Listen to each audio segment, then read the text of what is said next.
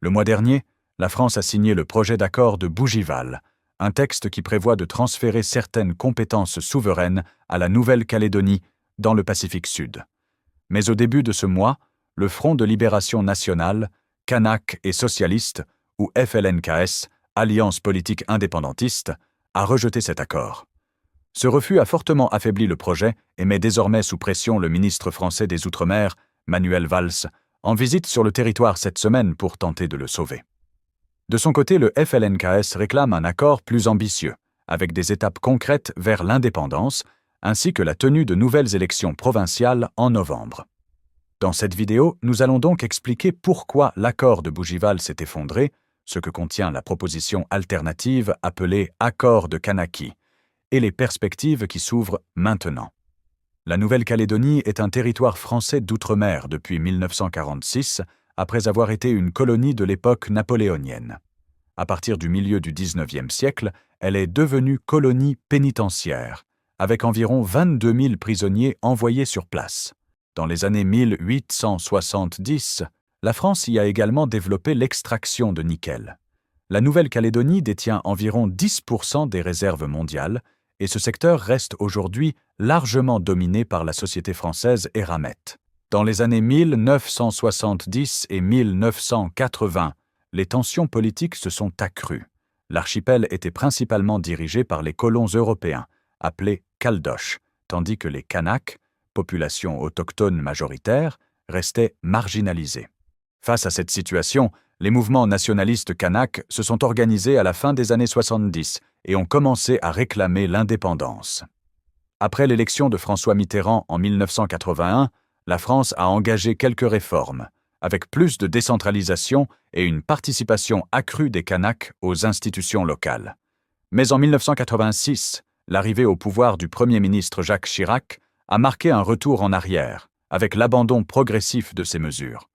La tension a conduit à une escalade de violence, culminant en 1988 avec la prise d'otage d'Ouvéa, où des militants du FLNKS ont tué 4 gendarmes français et retenu 27 personnes. L'assaut des forces spéciales a alors coûté la vie à 19 militants kanaks, et 3 autres auraient été exécutés après leur capture.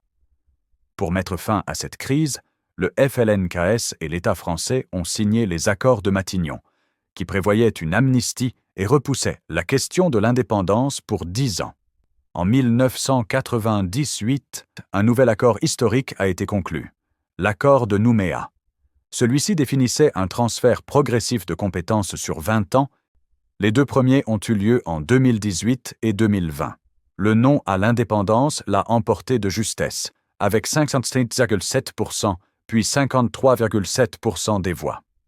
Le 3e scrutin, en 2021, a été boycotté par le FLNKS, en raison des conséquences de la pandémie de Covid-19 sur la population kanak, ce qui a entraîné une participation très faible et une victoire écrasante du non à 96,5%.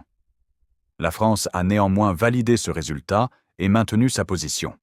En mai 2024, le président Emmanuel Macron a annoncé que les Français installés en Nouvelle-Calédonie depuis au moins 10 ans pourraient voter aux élections locales. Une mesure dénoncée par les Kanaks, qui y ont vu une perte d'influence politique. Des émeutes violentes ont alors éclaté, poussant Macron à décréter l'état d'urgence et à déployer plusieurs milliers de militaires sur le territoire. Le mois dernier, Emmanuel Macron a organisé des discussions avec les responsables politiques de Nouvelle-Calédonie qui ont abouti au projet d'accord de Bougival, officiellement appelé Projet d'accord pour l'avenir de la Nouvelle-Calédonie. Celui-ci prévoyait la création d'un État calédonien doté de certaines compétences souveraines, comme la diplomatie ou la justice, tout en restant intégré à la République française et inscrit dans la Constitution. L'accord reposait sur 3 points principaux. L'instauration d'une nationalité calédonienne complémentaire de la nationalité française, le droit de vote aux élections locales pour les Français résidant sur place depuis 10 ans et un plan de relance économique autour de la filière nickel. Mais au début du mois, les partis indépendantistes ont rejeté cet accord, ce qui a pratiquement mis fin au projet. Une décision qualifiée d'incompréhensible par le ministre des Outre-mer, Manuel Valls. La principale critique des indépendantistes est l'absence d'un nouveau référendum d'autodétermination, après le scrutin contesté de 2021. Macron affirme que ce vote a clos le débat et qu'il faut désormais négocier un accord politique avec la France plutôt que revenir aux urnes. La présidente du FLNKS, Christiane Taubira Tann, a dénoncé le traitement réservé à la Nouvelle-Calédonie comme humiliant et présenté l'accord de Bougival comme un texte imposé par Paris. À la place, le FLNKS propose un « accord de Kanaki » qui devrait être signé symboliquement le 24 septembre, jour de la fête de la Nouvelle-Calédonie. Leur objectif est d'obtenir la pleine souveraineté du territoire avant l'élection présidentielle française de 2027. Même si aucun projet complet n'a encore été publié, ce texte mettrait probablement en avant des mesures concrètes vers l'indépendance. Création d'une nationalité kanak, contrôle intégral des compétences régaliennes comme la défense, la justice, la sécurité et les affaires étrangères, et ouvrait la voie à 3 référendums d'autodétermination. Souveraineté économique avec maîtrise de la monnaie et reconnaissance internationale ouvrant la voie à une adhésion à l'ONU. Cependant, ce projet risque de rencontrer des obstacles. En effet, l'accord de Bougival bénéficie du soutien de tout le camp loyaliste, mais aussi du parti neutre Éveil océanien, ainsi que de 2 partis modérés anciennement membres du FLNKS, Palika et l'Union progressiste en Mélanésie, qui l'ont quitté en août 2024. En parallèle, le FLNKS réclame aussi la tenue d'élections provinciales dès novembre, celle-ci étant reportée depuis les émeutes de mai 2024. Les indépendantistes espèrent profiter d'un nouvel élan populaire après leurs bons résultats aux législatives françaises de juillet 2024.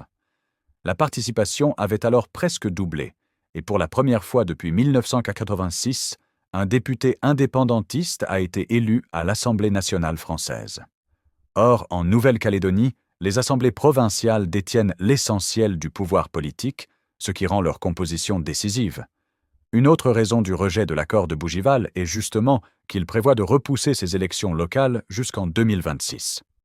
Cette semaine, Manuel Valls s'est rendu sur place pour tenter de mettre en place un comité de rédaction de l'accord final et rallier les partis loyalistes.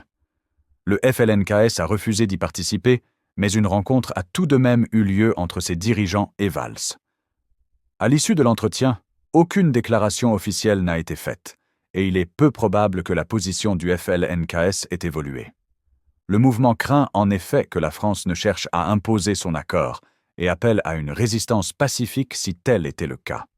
Pour être inscrit dans la Constitution, le texte doit d'abord obtenir une majorité des 3/5 au Congrès français, avant d'être soumis à un référendum local en Nouvelle-Calédonie prévu pour février 2026. Si la population approuve, il sera mis en œuvre même sans le soutien du FLNKS. Au final, la longue histoire de la décolonisation française reste marquée par des tensions et Emmanuel Macron risque de nouveaux affrontements s'il avance sans l'accord des indépendantistes. Merci d'avoir suivi cette vidéo jusqu'au bout. Si vous avez appris quelque chose de nouveau ou que ce sujet vous intéresse, n'hésitez pas à soutenir la chaîne. Abonnez-vous et activez la cloche pour ne rien manquer des prochaines vidéos. Vous pouvez aussi laisser un commentaire pour partager votre avis, vos questions ou vos analyses. C'est toujours intéressant d'échanger avec vous. Pensez aussi à mettre un pouce bleu, ça aide énormément à faire connaître le contenu et à le recommander à d'autres personnes. Si vous voulez aller plus loin, vous trouverez en description des liens utiles pour approfondir le sujet. Et si vous appréciez ce format, je vous invite à regarder nos autres vidéos sur l'actualité internationale et la géopolitique. Ensemble, on peut construire une communauté curieuse, ouverte et informée. Encore merci pour votre temps et votre attention, prenez soin de vous, et on se retrouve très bientôt pour une nouvelle vidéo.